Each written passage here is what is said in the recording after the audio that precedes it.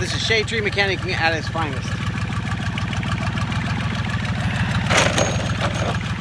This is Bryan with Bryan Sailing, and in this episode, I take a trip back to the Bahamas to work on the Yanmar engines that are underwater. If you recall from the last episode, we got the boat towed from Marsh Harbor into a salvage yard in Freeport by the fearless crew you see here. Jamal, one of the crew and a skilled mechanic, pulled out the engines of the boat and pickled them as best as possible because they'd been out of the water for quite a while. So you'll find out later that that's not the best thing. And then they were off to other projects. Yeah, check out this yard.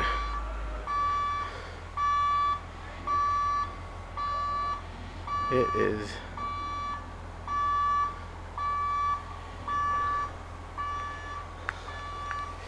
just a major boat salvager's yard.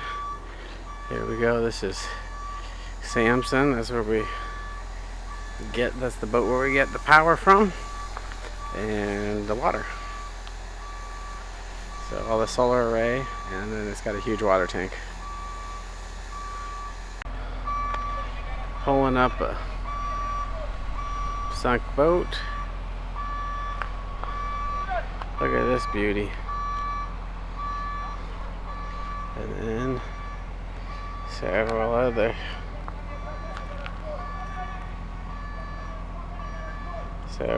sunk boats here. One of the things I learned is that if you're not going to deal with it right away, it's better to leave it under the water because stuff doesn't rust nearly as fast under the water. And so the engine that I had problems with is the one that was out of the water. The one that was under the water completely for the longest time. That thing turns over great. Nothing's stuck on that. And it wasn't nearly as rusty. So key is leave it underwater until you're ready to pickle it. I was only in Freeport for about 3 days. I had the first motor running in the first day. I had to remove all the valves, clean all the rust from the head, and put it all back together, and then put a new starter on it. As you can see from the picture, there was a lot of digging through parts in the dirt. It wasn't the best working environment, but I made it work. Then the second motor, the bore wasn't as good on it. I mean, the pistons were stuck, and so it needed new rings and stuff. And so I took the second motor apart, put it in my luggage, and brought it back home. And so those are some pretty heavy bags. It was a good thing I took a cruise ship back because the bags were like over 100 pounds each.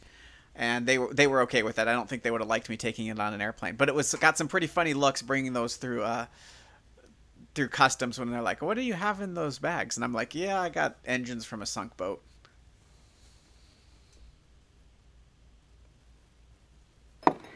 This is the part of the steering assembly and why the steering gave loose. So that goes on to this arm right here. And that hooks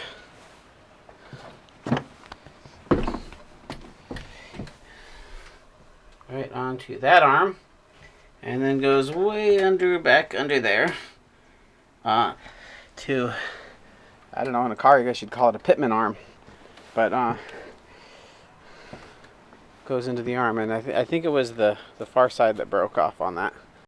They temporarily, for towing,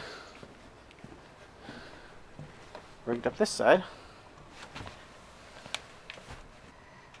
Very Bahamas style, with a pair of vice grips and some rope. I guess they didn't have a nut for the bottom. But it worked, right? Then the failure point, this guy right here. So those upper stays pulled loose from the mast. The wires didn't break, but they came off of here, and so that's where that's what caused the mast to go down. Now, granted, it probably would have broke if it didn't break here. It would have broke somewhere else because it's pretty intensive. The top, of course, completely snapped off. These stays are still in good shape. The diamond stays. That one is only loose because the mast is bent. So The other three are all tight and in place with the spreaders. There's the seam, and then here's the major break here. Now this break happened right where the mainsail, the top of the mainsail, and so all the cars and the tracks on the mainsail seemed to hold it together, and it broke. It just bent right above the mainsail, because all the cars on the tracks kind of gave it a little more strength there. I'm going to take a break out of the show for a second to talk about the next things that are happening. Because at this point in the filming, I decided that I wasn't going to continue making a YouTube channel. And so I when I rebuilt the engine, I didn't have any footage of that. And then after that, I launched a couple videos, and it started to show some interest. People started giving me likes and comments and subscribing. So I thought, well, I better start this channel up again. So then I started filming again. So I have a lot of filming for the tow back, and we'll continue with that. The tow back, and my plan was originally to bring it from the Bahamas under its own power. And so when I brought the motor back and I rebuilt it, that's when COVID happened, and this whole COVID thing happened, and I couldn't get back to the Bahamas to get the boat. And so the story went, what happened was I ended up getting it towed because they wanted it out of there before hurricane season. And so we went across with sea tow, but we couldn't go to the Bahamas. So the guy that I got the boat from, he pulled the boats out, and it was my boat plus another catamaran that a friend of mine, Ben, bought, which I believe was the catamaran that landed upside down on top of mine. They brought those out and it just so happened to be the middle of the night. But I felt like it was a drug deal or something in the middle of the night. But it was legit. We're bringing the boats out in the middle of the night, and then offshore we picked up the boats from them, and we towed them back. So here we are, middle of the night. No idea what time it is. So we've been going for a few hours. I don't know if you can see Bahamas off in the distance. It's probably too dark. And there is another catamaran in tow behind us. Probably still too dark to see that.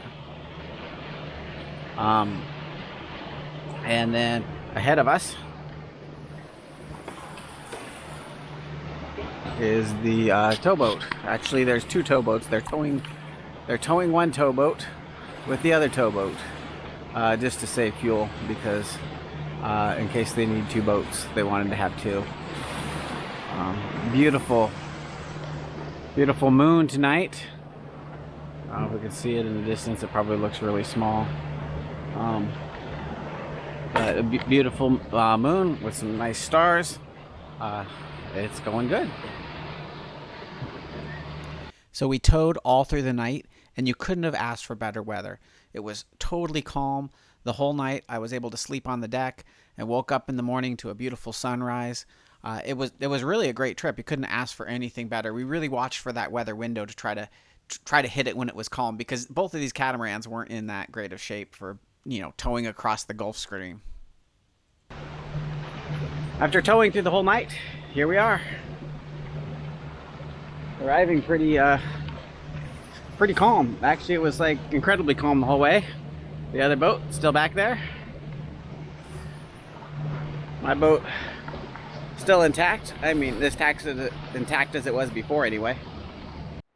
So the trip was so calm that I decided once it got light to start working on the motor. So I hooked up the battery and hooked up the cables, and sure enough, it started right back up. I had to hook up a few water lines, but good to go. So there's my friend's catamaran there. Check that out, right on the bridge deck there. I think that's a rudder wedged in there. So I think it's a new feature. The catamaran capsizes. You can steer while it's upside down. You just have to rig it up so it turns.